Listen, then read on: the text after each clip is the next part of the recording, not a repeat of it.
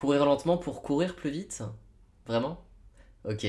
Aujourd'hui, on va parler de l'endurance fondamentale. Je vais vous expliquer dans un premier temps ce qu'est l'endurance fondamentale, les astuces pour y parvenir facilement, et enfin, je vous expliquerai l'impact sur la performance et la récupération. La mauvaise habitude prise par les coureurs débutants, c'est de se choisir une distance, 5-10 km, et d'essayer à chaque sortie de battre son record personnel. Alors au début ça marche, c'est sûr, on progresse très rapidement, et puis d'un coup, soit on stagne, soit on se blesse, et puis du coup, il n'y a plus rien. S'ensuit généralement plein de questions, on va voir un podologue, on va voir un kiné, et puis on se traîne une petite blessure, ou alors on est complètement démotivé, et on se dit que la course c'est absolument pas fait pour nous. Mais en réalité, vous vous y prenez certainement juste un petit peu mal, et c'est normal. Alors les débutants aussi vont parfois s'inscrire dans un club pour faire des fractionnés et des sorties longues, mais c'est vrai que les petits footings, généralement on les met un peu de côté parce que c'est un peu chiant, qu'on n'a pas le temps, qu'il fait un peu trop froid ou un peu trop chaud, et puis c'est vrai qu'aller courir tout seul c'est des fois un petit peu moins fun.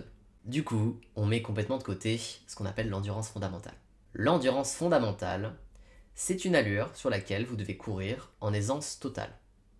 Il y a deux manières de pouvoir se repérer. La première, vous avez une ceinture, un cardio-fréquence-mètre ou une montre, et vous allez devoir courir entre 65 et 75% de votre FC max. La FC max, c'est la fréquence cardiaque maximale. Autrement dit, c'est le BPM max que peut atteindre votre cœur en effort. Généralement, il y a une théorie, on dit que c'est environ 220 moins votre âge. Deuxième manière de pouvoir savoir si on est en endurance fondamentale, ça va être de travailler simplement au ressenti. Vous devez pouvoir courir en respirant par le nez, tenir une conversation sans être complètement essoufflé. Alors oui, on est sur un effort, on est en train de travailler, mais on doit être capable de courir des dizaines de kilomètres comme ça en aisance respiratoire. Alors au début c'est pas facile, il faut mettre son ego de côté, il faut accepter de se faire doubler. Vous allez même certainement au début devoir marcher, puis trottiner, fractionner ses courses, jusqu'à ce que votre corps s'habitue, et vous allez ensuite pouvoir faire des footings à des allures qui sont agréables. À titre indicatif, ça fait 2 ans que je cours en moyenne à 4,10 au kilomètre sur un semi-marathon, et mon endurance fondamentale se situe autour des 5,30, 5,40 au kilomètre. Cette endurance fondamentale, elle doit représenter environ 70 à 80% de votre volume d'entraînement. Mais vous verrez, on y arrive assez facilement. Vous avez les footings, vous avez les échauffements et les retours au calme autour de votre séance de fractionné. Et la même chose pour les sorties longues, en dehors des allures cibles. Je vais vous donner quelques petites astuces pour pouvoir être en endurance fondamentale sans difficulté. La première, ça va être de régler l'allure sur sa montre. Vous pouvez même régler le nombre de BPM, donc une petite tranche, si vous devez être à 130 par exemple, vous mettez entre 120 et 135 pour vous laisser une petite marge, et comme ça votre montre, elle bipera quand vous ne serez pas dans l'allure. Deuxième astuce, la plus simple certainement, c'est de courir en groupe. Courir en groupe va vous permettre de discuter, et si vous n'arrivez pas à discuter, que vous êtes complètement essoufflé, vous allez devoir ralentir l'allure, et vous serez donc automatiquement en endurance fondamentale. Troisième astuce, courir avec de la musique. Pas n'importe quelle musique, si vous courez avec de la musique trop entraînante, avec un BPM trop élevé, vous allez avoir forcément envie d'accélérer, et même votre rythme cardiaque va lui-même s'accélérer. Écoutez des choses plutôt calmes, ou écoutez un podcast, parce que vous allez devoir être focus et concentré sur la voix de la personne qui s'exprime. Et le plus simple, ça va être d'écouter ses sensations. Comme je vous le disais, pour savoir si on est en endurance fondamentale, on doit être capable de respirer par le nez, être en aisance respiratoire. Ça veut dire que si vous êtes au 8e kilomètre, vous devez sentir que vous en avez encore dans les jambes. Vous pouvez tenir encore 4, 5, 6 km comme ça, en fonction de votre niveau, bien évidemment.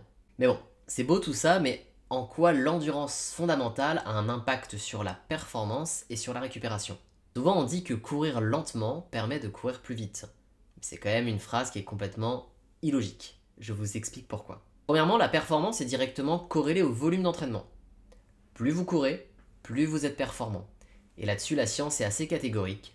Je vous montre un petit article, mais il y en a plein d'autres. Faire du volume permet d'avoir des adaptations de volume. En fait, vos muscles, vos tendons, vos articulations vont s'habituer à l'effort, et donc vont se renforcer. Votre système cardiovasculaire, lui, va se rendre compte qu'il n'a pas besoin forcément de battre très très vite pour fournir un effort, et du coup, au fur et à mesure, vous allez pouvoir courir plus vite, mais avec un rythme cardiaque qui est toujours aussi bas. Courir à des allures douces va être aussi beaucoup moins traumatisant pour le corps, vous allez mieux récupérer, et vous serez donc beaucoup plus disponible pour les séances de qualité, donc les fractionnés et les sorties longues, et vous allez donc pouvoir pousser un peu plus sans risque de vous blesser. Courir à une allure douce favorise aussi la récupération. Vous allez oxygéner votre muscle et vous allez optimiser cette récupération. Votre rythme cardiaque va battre aussi beaucoup moins vite, et qui dit cœur qui bat moins vite dit moins d'énergie dépensée pendant l'effort, et forcément récupération accrue. Globalement, courir à une allure douce va limiter complètement la fatigue métabolique, nerveuse et physique. Alors bien sûr, hein, vous serez toujours en effort, bien sûr, ce sera toujours traumatisant pour votre organisme, mais le fait d'y aller doucement va permettre plus facilement à votre organisme de s'habituer à cet effort sans risque de vous blesser. Voilà, globalement, ce qu'il y a à retenir, c'est que l'endurance fondamentale est trop sous-cotée. Elle doit vraiment représenter 70 à 80% de votre volume d'entraînement global.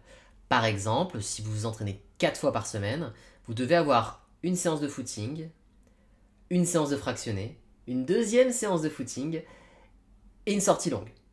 Globalement, ça se compose comme ça. Votre premier footing va se faire du coup en endurance fondamentale. Ensuite, vous aurez votre séance de fractionné, dans laquelle l'échauffement et la récupération se feront en endurance fondamentale. Vous allez ensuite avoir votre deuxième footing. Et ensuite, votre sortie longue, dans laquelle vous allez avoir tout l'échauffement et le retour au calme et toutes les récupérations entre les blocs d'allure qui se feront en endurance fondamentale. Donc on arrive quand même très rapidement à ce chiffre de 70-80%. Vous connaissez l'histoire du lièvre et la tortue. Le lièvre part très très vite, la tortue termine devant. Et bien pour l'endurance fondamentale, c'est exactement la même chose, mais sur l'entièreté de votre carrière de sportif. En courant lentement, vous garantissez à votre organisme de s'habituer à l'effort, vous garantissez donc moins de risques de blessure et une progression beaucoup plus linéaire. Voilà, j'espère que cette vidéo vous aura plu. Si vous avez la moindre question sur l'endurance fondamentale, n'hésitez pas à me laisser un petit commentaire. Et n'hésitez pas à vous abonner pour me permettre de faire un petit peu grandir la chaîne. Et je vous propose un nouveau contenu d'ici 15 jours, 2 semaines, pour ça que je fais 2. Allez, à très vite. Ciao ciao.